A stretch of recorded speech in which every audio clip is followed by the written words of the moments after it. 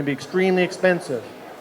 So it's very important that when you decide what it is you want to tie, that you know what it is that you're trying to tie, what you're trying to accomplish, so that when you buy the hackle, that you're getting the right hackle. And the trick is, as I say on the slide, is to match the hackle to what it is you want to tie. Are you tying trout flies? Are you tying salmon flies? Are you tying dry flies? Are you tying wet flies?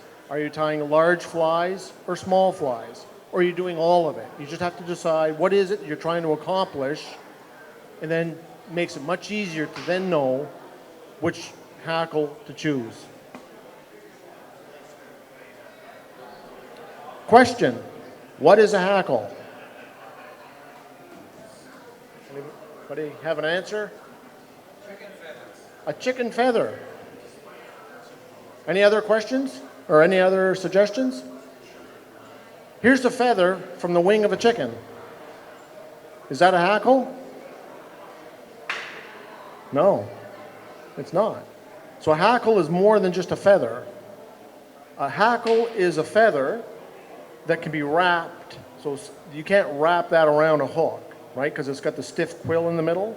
So a hackle is a feather that's softer than the wing quill, but that can be wrapped around a fly. I'm not going to get too technical, but you can actually make hackles out of hair as well. So you can actually do a dubbing loop with hair, like rabbit hair, spin it, turn it into a hackle. So you can actually use hair as a hackle, but we won't get into that. You'll often hear about genetic hackle. Does anybody know what genetic hackle means? Other than number one, first and foremost, very expensive. Most birds, like think of chickens, so the most important bird that produces hackle is the common chicken. Now you can get hackles off ducks, grouse, and I'm going to talk about that. I have examples of it as well. But the most important bird that produces hackle is chicken. So as we know, there's chickens produced all over the world for food. What they mean by genetic hackle are chickens that are raised not for the food but for the feathers.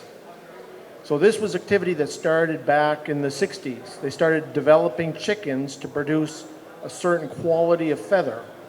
And that's what they mean by genetic hackle. And this is why I mentioned in my opening remarks that hackles are constantly changing, because these breeders are constantly introducing genes that they want to develop characteristics in the hackle that they want. They want the feather to be long, they want the fibers to be short, they want it to be spiky, whatever it is they want, or certain colors.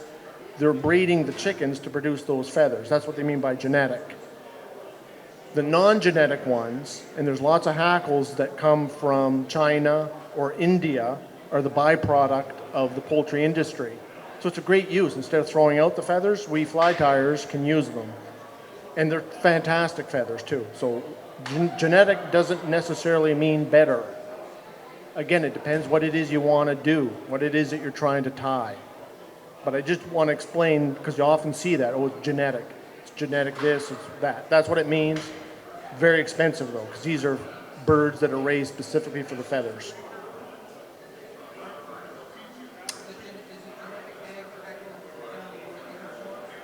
Yes, so the question was, are genetic hackles more uniform?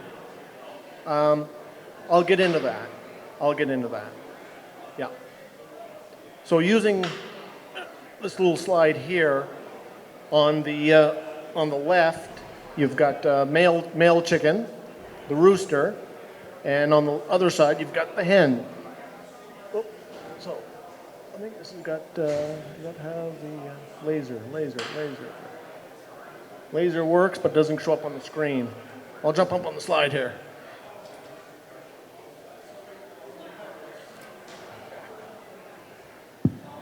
There's effectively two parts to the bird that the hackles come from. There's the neck, and that's what we call the cape. So if you ever see cape, it's a hen cape, it's a rooster cape, what they're referring to. And the hen saddles are even cheaper than the hen necks. They're even cheaper, but they don't have the wide range of sizes. So if you're looking for something from size 4 to size 14, saddles are not good. Any questions on that? This is the last slide I have for chickens. I'm going to move on to other birdies, but not chickens. Any questions on chickens?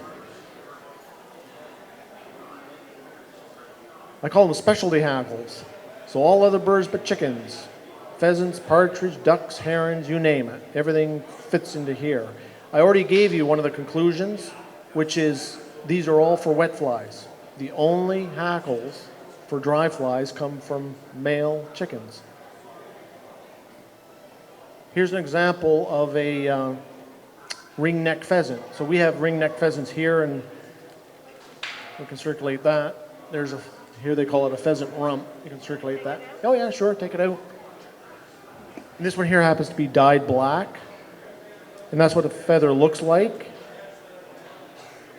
Mostly web, much shorter length. And we'll use those on like spay flies or D flies, for example, something where you want lots of movement.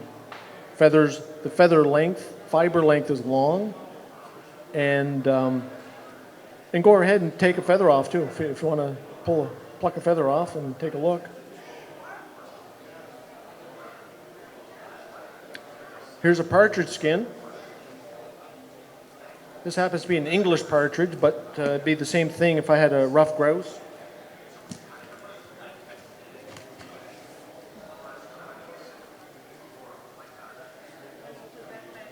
Sure. Thank you.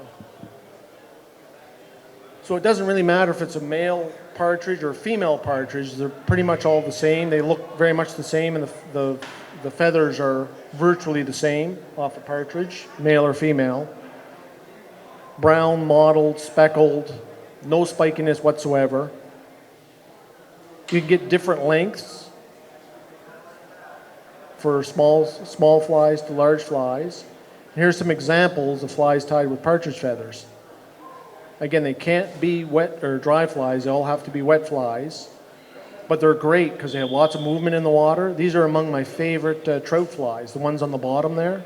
What you often hear about what they call soft hackle flies. If you ever hear about soft hackle flies, that's what they're referring to.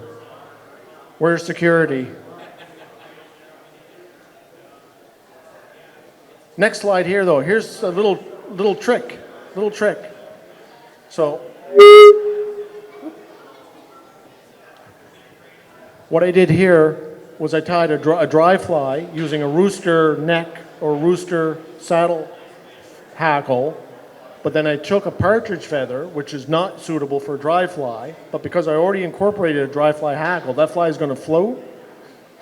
I wrapped a partridge feather through that, so it has the benefit, it's going to float, it's going to be a dry fly, but it also has a little bit of the movement from the soft hackle. So you can actually incorporate soft hackles into dry flies, not to confuse you.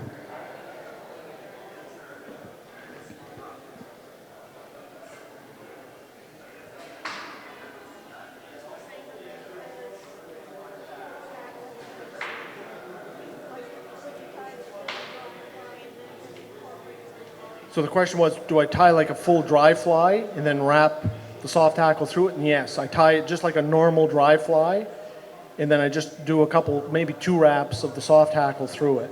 It just gives it a real buggy, nice look to it. Here's a golden pheasant. Okay, I'm just looking at time there. Golden pheasant skin. Lots of beautiful feathers off a golden pheasant. Harder and harder to come by, those guys. You get yellow body feathers. You've got the red flank feathers that we use as hackles. And there's examples right there of those 2 feathers off a golden pheasant.